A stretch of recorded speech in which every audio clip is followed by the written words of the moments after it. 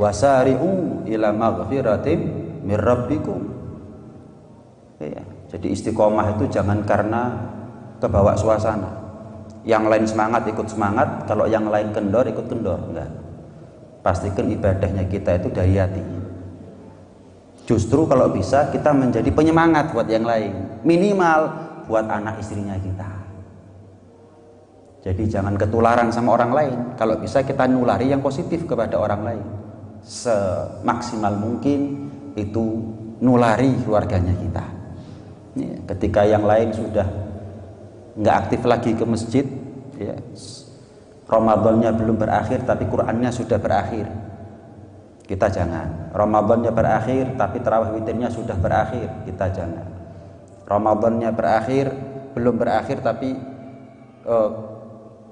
keaktifannya ke masjid mulai berakhir, kita jangan. Ya. Justru sekali lagi ambil kesempatan itu untuk menjadi pemenang dalam persaingan hidup, dalam ibadah kepada Allah Subhanahu wa ta'ala. Hadirin sekalian yang dirahmati oleh Allah, sebagaimana yang kita tahu, laqad kana lakum fi rasulillahi uswatun hasanah. Nabi itu adalah teladan dalam segala hal. Tidak akan kita temukan dalam diri kita, mulai dari kita lahir sampai kita meninggal nanti, mudah-mudahan panjang umur sehat afiat kita, satu detik pun, satu pengalaman pun atau kejadian apapun itu yang boleh buat kita tidak berkiblat kepada Rasulullah, enggak ada. Uswatun hasanah. Betul-betul Rasulullah itu menjadi teladan dalam segala aspek kehidupan kita dan dalam setiap detik kehidupannya kita. Mau bagaimanapun kita dan siapapun kita, dalam kondisi bagaimanapun kita, seneng niru senengnya Rasulullah, sedih niru senengnya, niru sedihnya Rasulullah, syukur tiru syukurnya Rasulullah. Nih, sambat silahkan sambat, tapi niru sambatnya Rasulullah. Apakah pernah Rasulullah sambat kepada manusia? Enggak pernah. Sambatnya Rasulullah selalu kepada Allah. Sendennya enggak pernah kepada makhluk, bergantungnya enggak pernah kepada makhluk, nyandarnya enggak pernah bergantung kepada makhluk, tapi selalu kepada Allah. Silahkan. Dalam setiap aspek kehidupan kita, termasuk adalah cara berbuka. Hadirin, ini penting ya.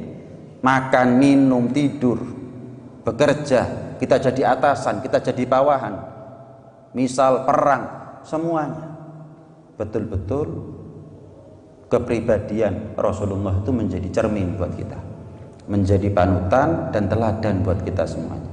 Rasulullah SAW itu, ini hal yang remeh tapi pahalanya besar sebetulnya.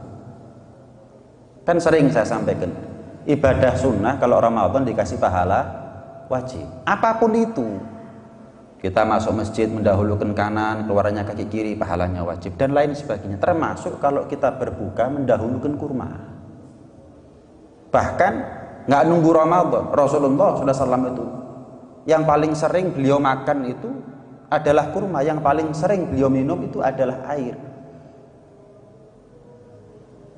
Jadi pastikan kalau kita ini buka puasa jangan dienteng, no. Sunnah makan kurma terlebih dahulu, hitungannya ganjil ya. Kapan lagi dengan ibadah yang ringan kita mendapatkan pahala besar di sisi Allah Subhanahu wa ta'ala. Dan memang mukjizatnya Nabi, ternyata di dalam kurma itu banyak khasiatnya, dari segi kesehatan, dari segi medis.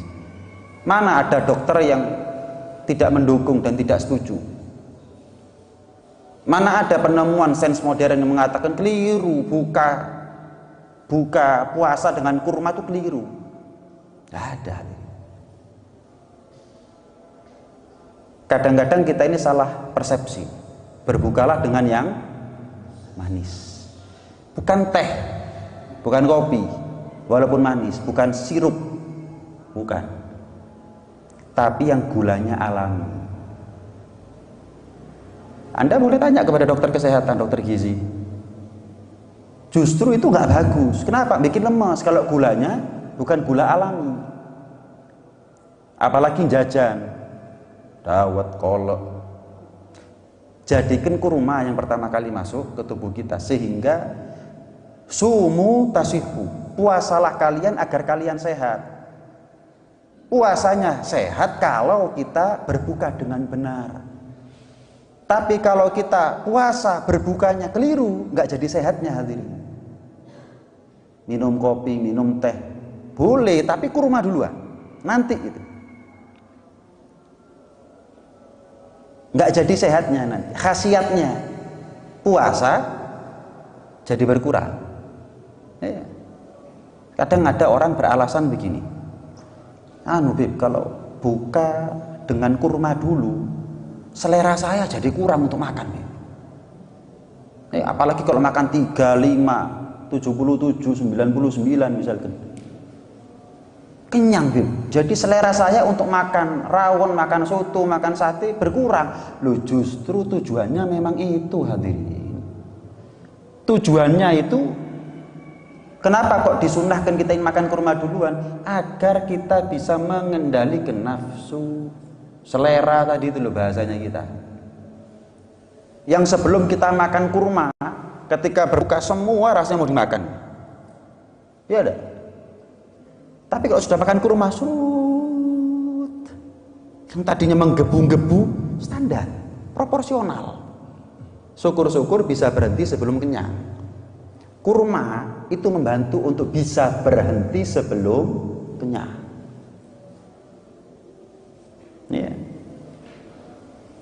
Jangan dianggap enteng kenyang itu hadirin. Ternyata walaupun halal, tapi pengaruhnya atau efek sampingnya panjang itu. Panjang. Ya. Sampai dikatakan tuba liman taraka syahwatan hadiratan limau'idi ghaibin lam yarah. Beruntung bagi orang yang rela meninggalkan syahwat yang hadir. Rela dia meninggalkan syahwat yang hadir. Ada ini tersedia, tersaji semuanya nih, makanan yang nikmat, minuman yang lezat, enak semuanya, manis semuanya, tapi rela dia meninggalkan syahwat yang hadir demi janjinya Allah yang gaib yang belum pernah dia saksikan.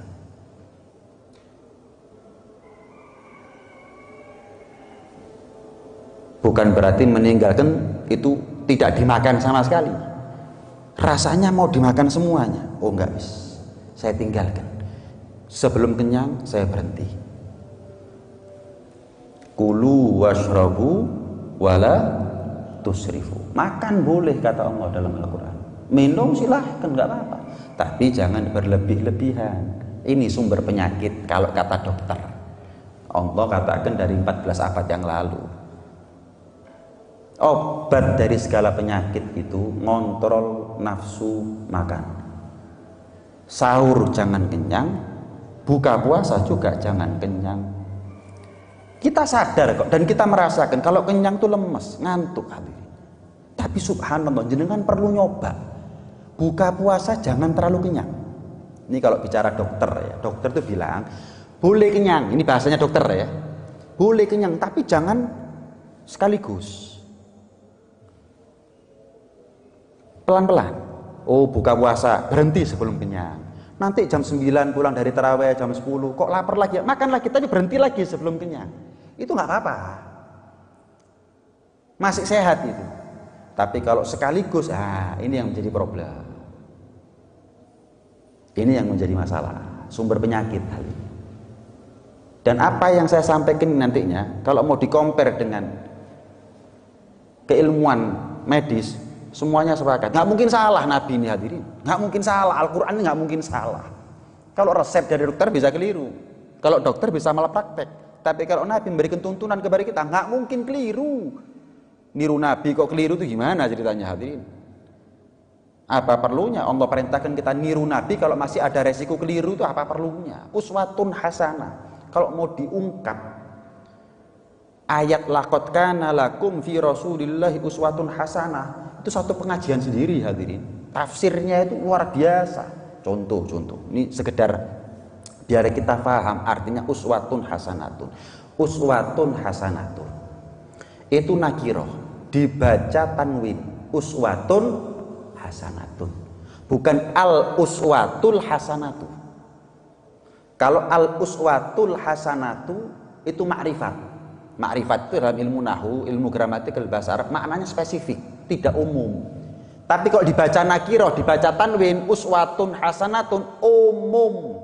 Seperti yang saya sampaikan dari awal, Rasulullah itu uswatun hasanatun dalam segala keadaan, dalam segala kondisi, dalam segala aspek kehidupan, bagaimanapun kita, siapapun kita, Rasulullah uswatun hasan, rata. Seandainya Allah berfirman, laqad kana lakum fi Rasulillahi uswatul hasanatu, wah lain lagi. Sebagian hal kita perlu berkiblat kepada Rasulullah, sebagian lain Rasulullah bukan kiblat. Oh, enggak ada. Ini baru satu tafsir dari ayat yang sering kita hafal. Karena itu niru Nabi itu nggak mungkin keliru, nggak mungkin keliru. Saya pernah dengar cerita dari Ustadz Hasanuddin Guguk Laka. Beliau pernah tahun 90-an itu pertama kali ke Hadramut, 97 kalau salah. Pertama kali ke Hadramut. Sampai ke kota Tarim, diundang makan oleh Al-Habib Ali Al-Masyhur. Habib Ali Masyhur bin Syekh Abu Bakar, kakak daripada Habib Umar. Diundang buka puasa. Diundang buka puasa. Bayangkan kalau jenengan saya undang buka puasa gimana hadirin? Kebayang makanan apa nanti? Ternyata yang disuguhkan cuma apa? Kurma 3 sama air putih. Oh, mungkin pendahuluan ini. Kita lagi sholat maghrib makan. Enggak hadirin. Setelah sholat maghrib, ya, sholat takdiyah maghrib. Setelah itu apa? Sholat lagi. Bingung kan? Sampai Ustadz Hasanuddin pun juga bingung sholat apa. Ada jamaahnya yang tanya sama Ustadz Hasanuddin, Yai, sholat napa malih niki? Mbok sholat buka baliki. Masuk ada sholat buka hati. Akhirnya Ustadz Hasanuddin tanya sama orang asli situ, apa sholat apa ini? Sholat tasbih.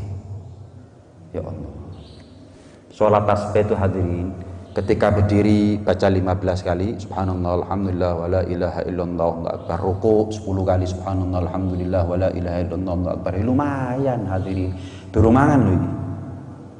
Setelah salam, ini saya dengar langsung dari Ustadz Hasanuddin, jamaahnya bilang, Yai, umrohnya kapan? Wis nggak betah di kota Tarim, nggak buka-buka hari ini. Terus hadirin sampai taraweh, gak mangan loh ini. Kalau kita kan habis makan bakso, bertamu ke rumahnya orang, pun daharan jenengan dereng. Mari bakso baca. Kenapa? Belum nasi yang masuk. Dan ya kurma ambek banyu. Sampai taraweh. Dan taraweh di sana itu hadirin sampai subuh jamnya. Kalau di sini kan kompak, seluruh masjid ya jam 7 sampai jam 8 rata-rata. Kalau di sana enggak. Kalau Masjid Jamek Tarim itu malah di sepertiga malam terakhir menjelang subuh sebelum sahur, itu 1 jam sebelum itu tarawih bergilir. Dan rata-rata ulama di sana itu pindah-pindah tarawihnya hadirin. Oh, tarawih di masjid sini. Setelah itu ada lagi pindah sampai 5 kali tarawih. Bukan 5 rakaat atau 5 kali tarawih, 5 kali masjid pindah-pindah 20 setiap Ramadan. Saat itu Ustadz Hasanuddin juga ikut pindah-pindah itu. Masuk, yes, pokoknya intinya ikut.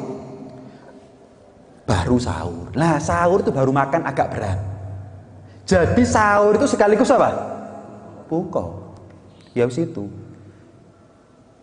Coba kita perlu praktek. Ini ya. Perlu kita apa ya? Perlu kita rangsang diri kita. Oh ternyata kalau buka nggak kenyang tuh enak kok ternyata. Nanti kan bisa makan lagi, nggak harus sekarang kan. Kok berhenti sebelum kenyang. Jenengan rasakan tarawihnya jenengan hadirin. Gak kalah ngopan hadirin. Terus terang saya nyoba. Dulu saya coba. Bener, semangat hadirin. Ditambah lagi kalau misalkan kita sebelum berangkat tarawih mandi. Oh, kan sunnah mandi. Tambah semangat kita ini. Pikiran kita ini kayak dituntun sama Allah, tarawih, witir, darusan, mulai maca Quran maneh. Enggak ngantuk hadirin. Enggak ngantuk. Itu yang bikin atau memicu kita akhirnya besoknya juga makan sebelum kenyang, berhenti sebelum kenyang. Nah, juga dikatakan oleh Al-Imam Al-Ghazali, paling besarnya resiko yang ditanggung oleh manusia itu adalah akibat daripada nuruti syahwatnya perut. Ya. Kenapa? Coba belajar kepada kasusnya atau kejadiannya Nabi Adam. Karena nuruti maunya perut, keluar dari surga akhirnya itu. Kata Imam Ghazali. Dan sebetulnya kata beliau, perut ini adalah sumbernya syahwat, sumbernya penyakit, dan sumbernya kebinasaan. Itu bermula dari perut nanti. Apalagi ini nggak bahas makanan haram loh, masih halal tapi kenyang, diturut-turuti nafsunya. Ini sumber malapetaka. Awal kecekluknya dari kenyang ini hadirin. Awal kecekluknya. Makan sampai kenyang itu nggak dosa, tapi resiko akhirnya dia maksiat. Ulama sampai mengatakan, demi Allah tidak pernah aku ini kenyang kecuali kepikiran maksiat, bahkan maksiat. Demi Allah kata beliau, tidak pernah aku ini kenyang kecuali kepikiran untuk maksiat, bahkan maksiat. Ulama bukan nabi hadirin, bahkan maksiat. Gara-gara apa? Kenyang. Makan kenyangnya nggak dosa, tapi jangan dianggap nggak ada resiko setelah itu. Jangan dianggap nggak ada efek samping saat itu. Ada ternyata. Bahkan sampai menjurus kepada kemaksiatan. Hati-hati ya. Bukan berarti makan kenyang nanti banyak minum. Kalau banyak makan banyak minum, banyak tidur. Kalau banyak tidur banyak rugi. Loh sih mubah hadirin. Banyak makan mubah, banyak minum mubah, banyak tidur mubah.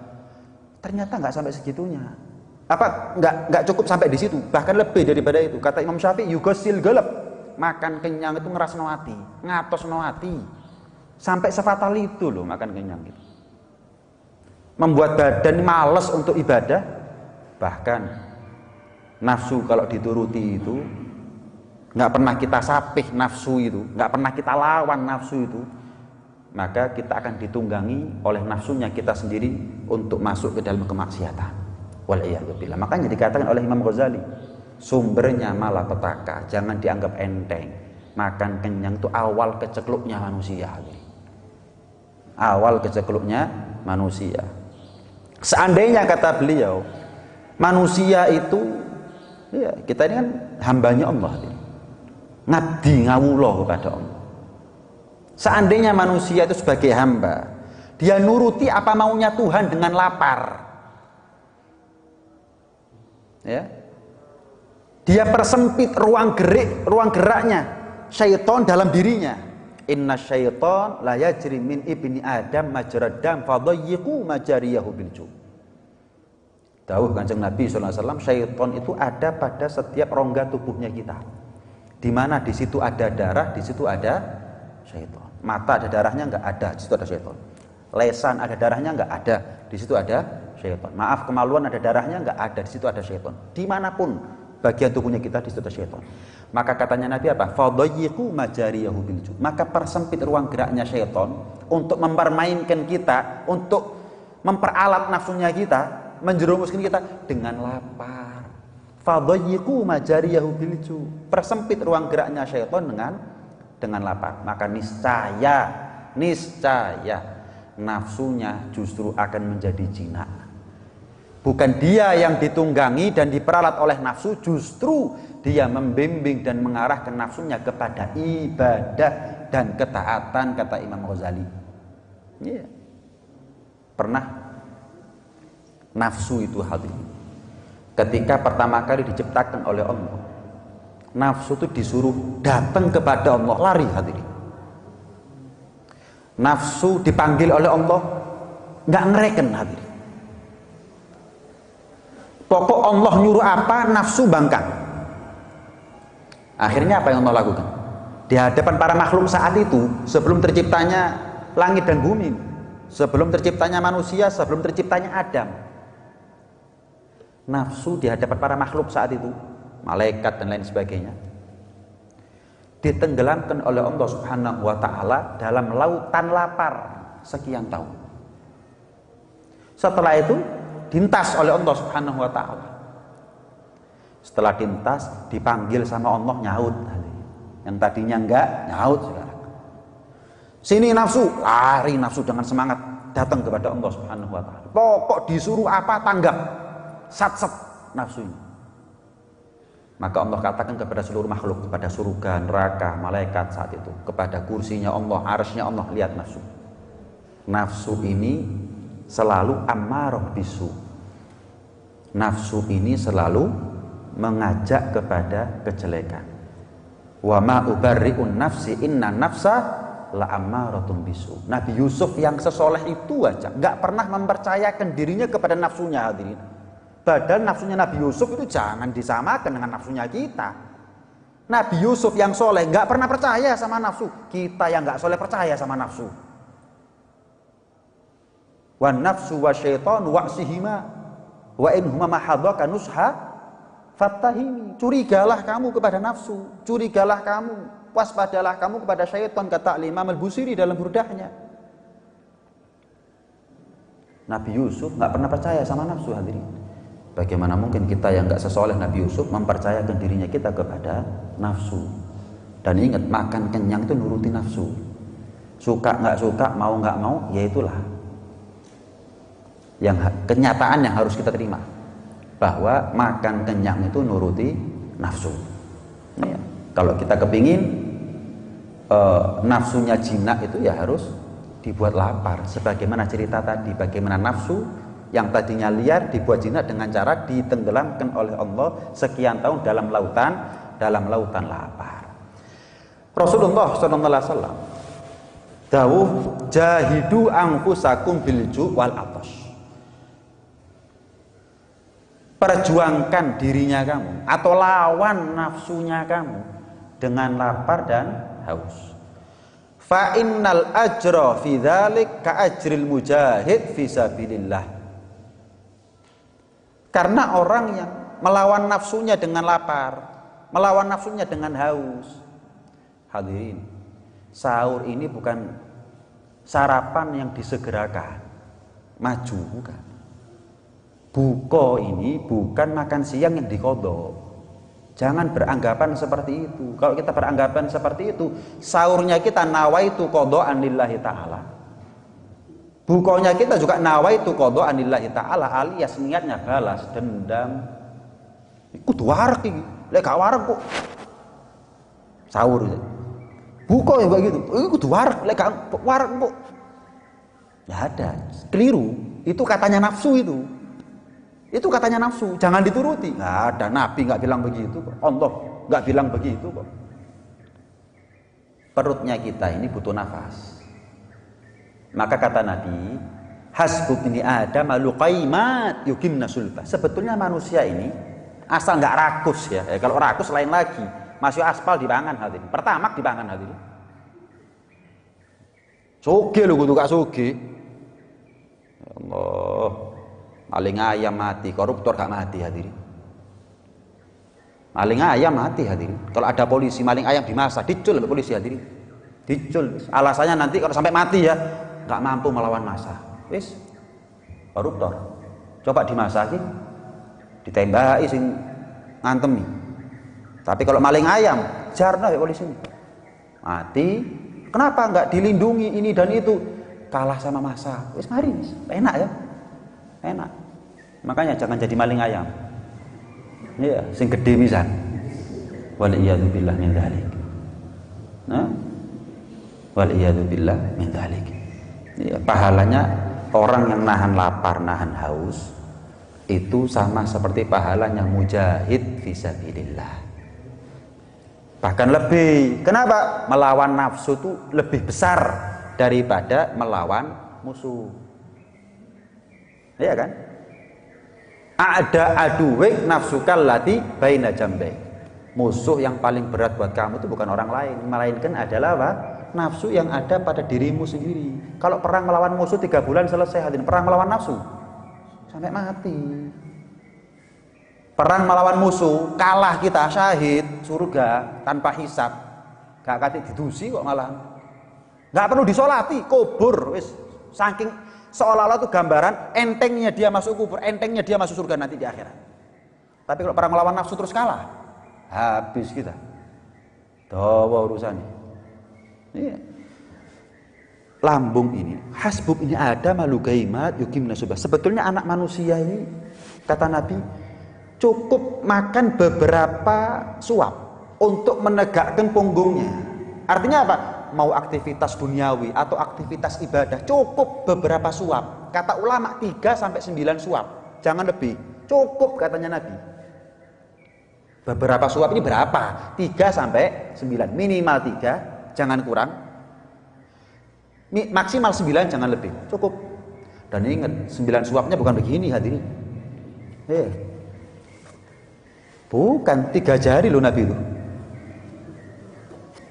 Jangan tanya, jangan lebih. Lek ono duduhe ya apa wis garo. Pokoke Nabi kalau makan ya begitu hadirin. Sudah tahu sudah ya. Pokoke pakai tangan loh Bib, kalau rawonnya panas terus pakai tangan Bib, wis gak ero. Pokoke Nabi kalau makan pakai tangan, enggak pernah pakai sendok. Nabi itu kalau makan 3 jari enggak pernah ngerawuk. Wis dicauk gitu ndak pernah. Itu pun cuma 3 sampai 9 suap. Fa in kana la budda, kata Nabi ini, kalaupun butuh lebih daripada itu, maka fathuluthun li ta'ami. Lambung ini sepertiga untuk makanan, sepertiga untuk cairan, sepertiganya untuk apa? Nafas, udara. Lah kan kita enggak hadirin, guys paru hari ini. Ambaan golek dhewe. Ayo kenyang kita. Beb sesek, kudu sesek wareg. Itu bukan sesak napas. Iya, kenyang. Kenyang, enggak disisakan ruang untuk nafas. Dan itu kita alami, tapi enggak sadar-sadar kita ini. Saya mau tanya, kita kalau buka kenyangan tuh apa enggak? Kalau tarawih ngelembosin apa mboten? Maca kulhu rasane suwe hadirin. Kenapa? Waduh, gak kuat. Ya mesti aja. Tapi besoknya tetap kenyang apa enggak? Tetap kenyang. Tetap kenyang. Perlu diterapi memang. Nafsunya kita ini perlu diterapi dengan lapar, tapi bukan misalkan nanti kita buka puasa lapar, beb sik ngantuk, ya mesti aja pirang tahun wareg.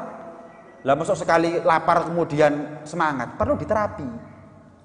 Tapi saya yakin pengaruh positif dari laparnya kita saat itu, berhenti sebelum kenyang ya, bukan lapar ya, berhenti sebelum kenyangnya kita, ada perbedaan. Walaupun belum signifikan karena belum diterapi daripada ketika kemarin dia makan dengan kenyang. Pasti itu nggak mungkin keliru, nggak mungkin salah Nabi itu kalau ngasih nasihat dan wejangan kepada kita. Nah, wa innahu laisa min amalin ahabbu ilallahi ta'ala min ju'in wa atashin. Lanjutan daripada hadis tadi dikatakan, ketahuilah tidak ada amal kebaikan yang paling Allah cinta lebih daripada lapar dan haus. Saya mau tanya, Nabi yang mana yang makannya kenyang hadirin? Masih oke seperti Nabi Sulaiman, meskipun jadi raja seperti Nabi Daud, masih kuat seperti Nabi Musa. Bukan berarti mereka itu kalau makan kenyang. Enggak.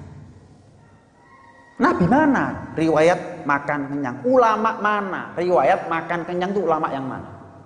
Nggak ada sama sekali. Makanya kita ini kalau mondokkan anak, yang pertama kali kita lihat itu gurunya siapa, ilmunya bersanad atau enggak, ahlu sunnah wal jamaah atau tidak. Kita enggak bergeser. Motivasi mondokkan anak saya di sini makannya apa? Betul, karena kesiannya, sayangnya orang tua kepada anak, tapi ternyata justru kalau di sini makan daging misalnya, makan ayam, makan ini, macam-macam, 4 sehat 5 sempurna, justru ini yang menyebabkan anak itu gagal ilmunya hati. Justru ini yang menyebabkan gagal ilmunya anak hadirin. Orang dulu itu makannya kurma hadirin. Ramadan ke Ramadan makannya kurma, sekarang mana? Termasuk Imam Syafi'i itu makannya Ramadan gak Ramadan kurma hadirin, bukan seperti kita. Tetap 4 sehat 5 sempurna nggak apa-apa, tapi yang jadi poinnya adalah berhenti sebelum kenyang, titik. Yes. Ini yang kita bahas dari tadi, berhenti sebelum kenyang. Ini yang kita bahas dari tadi hadirin. Dikatakan apa? Sayyidul a'mal al-ju'. Paling afdolnya amal yaitu adalah lapar. Dalam riwayat yang lain, afdalukum indallahi manzilatan yaumal qiyamah atwalukum ju'an. Paling afdolnya kalian nanti di surga, paling tingginya posisi umat Nabi Muhammad SAW nanti di surga adalah siapa di antara mereka yang paling lama laparnya. Ya. Kemudian wa abghadukum indallahi azza wa jalla yaumal qiyamah, dan nanti di hari kiamat ada orang yang paling dibenci oleh Allah Subhanahu wa taala. Tahu Kanjeng Nabi ini? Siapa itu? Kullu naumin akulin syarubin. Mereka yang banyak makan, mereka yang banyak minum, dan mereka yang banyak tidur. Itu akan menjadi manusia yang paling dibenci oleh Allah Subhanahu wa taala, wal iyadu billah min dzalik. Juga pernah dikatakan oleh Rasulullah SAW, shallu ala Nabi Muhammad, innallaha ta'ala, bahwa sesungguhnya Allah Subhanahu wa ta'ala yubahil malaikat, akan membangga-banggakan sekelompok umat manusia di hadapan para malaikat. Siapa yang dibanggakan oleh Allah di hadapan para malaikat? Biman ghalla mat'amuh wa masyarabuh di dunia, yaitu mereka yang sedikit makan dan minumnya di dunia. Lantas yaqulullahu ta'ala, Allah mengatakan kepada para malaikat, unduru ila abdi ibtalaituhu bitta'am wa syarab di dunia. Malaikat, saksikan hamba-hambaku ini, aku uji mereka dengan makanan, dengan minuman ada di atas dunia. Fasobar, tapi dia sabar, dia mau melawan nafsunya. Watarokahuma, dan meninggalkan kenyang dari makan dan minumnya. Ishadu ya malaikati, maka kalian jadi saksinya ya, wahai para malaikatku, ma min aklatin yada'uha, tidak ada makanan yang bisa dia makan tapi dia ngelawan nafsu, ditinggalkan. Ditinggal. Bisa dia makan ini, tapi jangan, berhenti sebelum kenyang aja. Maka tidak ada makanan yang dia tinggal saat itu kecuali apa? Illa abdaltuhu biha darajatin fil jannah. Setiap suap makan, setiap teguk minuman yang dia tinggalkan karena dia memilih untuk berhenti sebelum kenyang, akan diganti oleh Allah derajat, beberapa derajat nanti di surganya Allah Subhanahu wa taala. Nggak rugi ninggalkan makan. Lebih mubadir. Lo kan nanti bisa hadirin. Berhenti lagi sebelum kenyang tadi. Berhenti lagi sebelum kenyang. Ini topik kuliah subuh yang paling dibenci orang hadirin. Makan berhenti sebelum kenyang ini hadirin. Ada tas poso, tas sahur dikongkon gak oleh warak kapan buku. Kalau cara maliani hadirin. Kalau bahan teh maliani habis saya ini baca kitab teruskan aja sudah. Ya. Tapi yang jelas ya itulah. Ya. Nasihat itu akan terasa pahit tapi niatnya menyembuhkan. Obat merah itu perih kalau pas pada lukanya, tapi kalau badan kita sehat disiram obat merah pun juga nggak akan perih. Tapi kok ada bagian tubuh kita yang luka walaupun sedikit, disiram atau ditetesi obat merah perih, ya berarti itu kesembuhan. Nasihat juga begitu. Kita ini bukan manusia sempurna sehingga setiap nasihat pasti ada nyelekitnya hati. Tapi itu tujuannya adalah untuk menyembuhkan. Tujuannya adalah untuk menjadi obat buat kita. Tergantung apakah kita mau minum itu obat ataukah kita lepeh itu obat. Ini nyelekit mau diamalkan atau nyelekit mau dibuang. Kembali pilihan hidupnya ada di tangannya kita. Saya tambahi sedikit hadirin. Ya. Rasulullah SAW juga dawuh, ma mala abnu adam wi'an syarran min batni. Tidak ada wadah yang paling buruk yang diisi penuh oleh manusia kecuali adalah perutnya mereka sendiri. Itu wadah yang paling buruk yang mereka isi dengan penuh. Ya. Yang mereka isi dengan penuh. Nah, dikatakan juga jika kita mampu ketika kita meninggal dunia dalam keadaan perut kita lapar, kerongkongan kita kering, maka lakukan. Mati dalam keadaan lapar, mati dalam keadaan haus. Kalau bisa kita milih, lakukan itu. Kenapa? Karena dengan begitu Kematianmu, kata Imam Ghazali, adalah pintu pembuka. Mati dalam keadaan lapar, mati dalam keadaan haus, itu adalah pintu pembuka yang kamu bukan hanya masuk ke dalam surga, tapi mendapat derajat yang tinggi ada di surga. Wa tahullu ma'an nabiyyin, bahkan kamu ada di derajatnya para nabi. Kenapa? Sama. Para nabi lapar haus, mereka pun juga lapar dan haus, akan sampai di derajatnya para anbiya. Dan ruhnya kamu bahagia, bunga, seneng, ya. Malaikat seneng dengan hadirnya atau datangnya ruhnya kamu, dan Allah Subhanahu wa Ta'ala akan merahmati kedatangan ruhnya kamu saat kamu meninggal dalam keadaan lapar dan haus. Ada ulama ketika lapar dia, ketika haus dia, memang karena nggak punya sehingga dia lapar, haus gitu. Dia syukur sama Allah sambil nangis. Temennya tanya, kamu ini lapar, haus, tapi kok syukur? Loh iya, Allah jadikan takdirku sama seperti takdirnya para nabi. Saya nggak syukur gimana? Mana nabi itu hidupnya punya, saya juga hidupnya nggak punya. Saya diberikan kemiripan dalam kehidupan oleh Allah Subhanahu wa Ta'ala dengan para anbiya. Mereka nggak pernah kenyang, saya juga nggak pernah kenyang. Bagaimana mungkin saya nggak syukur kepada Allah Subhanahu wa Ta'ala? Jadi saya nangis bukan karena keluhan, saya nangis karena terharu, bangga, alhamdulillah, terima kasih ya Allah, Engkau buat aku mirip dengan keadaannya para nabi. Mereka nggak punya, saya nggak punya. Mereka lapar, saya lapar. Mereka haus, kami pun juga haus. Adimu aba bil jannah yuftah lakum. Teruslah, kata Nabi, kamu ketuk pintunya surga. Pasti pintu surga itu akan dibuka oleh Allah Subhanahu wa Ta'ala. Maka sahabat tanya, gimana caranya terus menerus mengetuk pintu surga ya Rasulullah? Maka dikatakan bilju' wa dhama, yaitu dengan lapar dan juga dengan haus.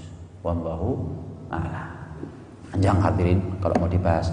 Intinya ya kembali kepada niatnya kita hadir pengajian ini untuk ngamalkan ilmu atau cuma ngisi waktu. Kalau niatnya kita hadir pengajian untuk ngamalkan ilmu, kita pulang punya oleh-oleh. Tapi kalau kita hadir pengajian cuma untuk ngisi waktu, walaupun ada manfaatnya, tapi minim dibandingkan mereka yang niat hadir pengajian karena untuk ngamalkan ilmu. Ya, kembali kepada kita semuanya. Mudah-mudahan ilmu ini dibarengi oleh Allah dengan taufik, dengan hidayah, sehingga menjadi ilmu yang mudah untuk kita amalkan dalam kehidupan kita sehari-hari. Amin ya rabbal. Ini ibu-ibu paling seneng nih, enak wis masake gak akeh-akeh. Ya, coba Bu mulai nanti malam Bu masaknya jangan banyak-banyak. Ya. Insya Allah dipotong belanjanya jenengan besok sama suaminya. Nah, ada yang mau ditanyakan mungkin? Monggo. Ada?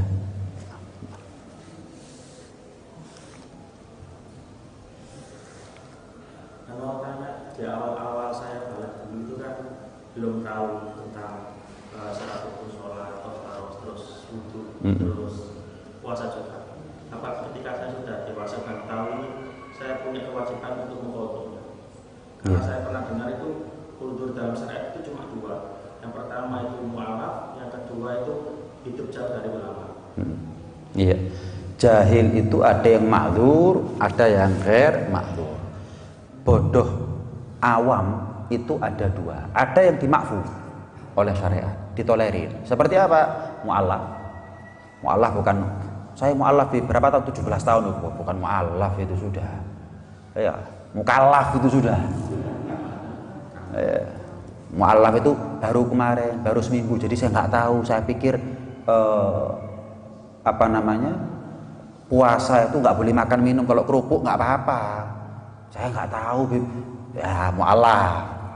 Ini awam yang dimakfu. Yang kedua adalah orang yang man nasya'a ba'idan anil ulama, orang yang tumbuh kembangnya jauh dari ulama. Makanya kalau orang Malang bukan nggak tahu, hadirin nggak mau tahu. Nah, kalau mereka hidup di Wamena pelosok sana ngomong saya nggak tahu, pantes. Lah mosok disamakan nggak taunya mereka dengan nggak taunya orang Malang, hadirin. Yo beda. Mereka jauh dari ulama, kita dekat dengan ulama. Iya. Kalau kita bukan nggak tahu, nggak mau tahu kalau mereka nggak tahu. Ada yang jahil, awam, tapi nggak dimakfu. Kita ini awam, memang ngaku awam, tapi kita nggak boleh pasrah dengan keawamannya kita. Itu dua hal yang berbeda, hadirin. Kita ngaku awam itu kenyataan, memang kita ini awam, termasuk saya ini awam, tapi kita bukan berarti boleh pasrah dengan keawam terus enak jadi awam aja sampai mati. Bukan. Harus dilawan awamnya kita dengan hadir ke pengajian untuk menimba ilmu agama, harus. Jadi kadang-kadang orang itu ngaku awam tapi terus gak ngaji, hadirin. Loh, ini ngaku loro tapi gak berobat namanya. Sakit kok gak mau sembuh. Awam kok nggak mau pinter nih, gimana ceritanya? Ini dua hal yang berbeda. Ngaku awam itu ketawaduan, tapi nggak boleh dia pasrah dengan keawamannya. Jelas ya?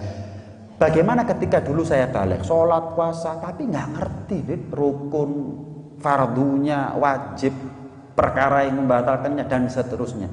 Kalau memang sholatnya, kalau memang wudhunya, kalau memang puasa yang dia jalani itu sah, maka nggak ada masalah. Jelas ya? Tapi kalau misalkan dulu pernah misalnya sholat, ini sudah balik loh, ini sudah balik sholat di masjid pelayon. Saya pernah dulu bib sholat pelayon, bib batal nggak sholat pelayon? Batal. Pertanyaan saya, sudah balik apa belum? Ya, kalau belum balik nggak ada masalah. Sudah itu bib, ya batal berarti. Itu yang perlu dikodok.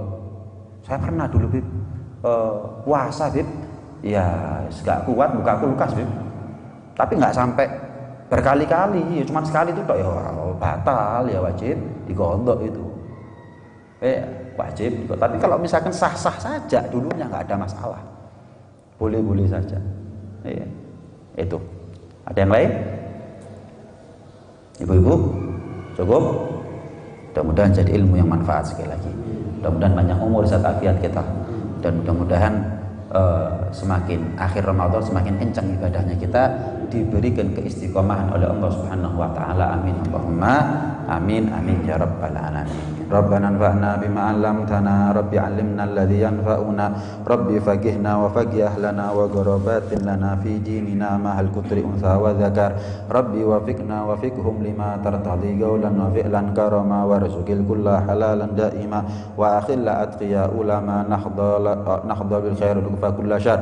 Rabbana aslih lana kulla syu'un wa agir birridha minkal uyun waqdi anna rabbana kulla duyun qabla an ta'tiyana rusulan manun waghfir wastur anta akramu man satar wa salatullahi taqshal mustafa man ilal hayyi da'ana wal wafa bi kitabin fihi linnasi shifa wa ala al-ali al-kiram syurafa wa ala sahbi masabihil ghurar. Allahumma hdina bihudak waj'alna mimman nusari' fi ridak wa la tuwallina waliyan siwak wa la taj'alna mimman khalafa amraka wa asak wa hasbunallahu wa ni'mal wakil wa la hawla wa la quwwata illa billahil aliyyil azim.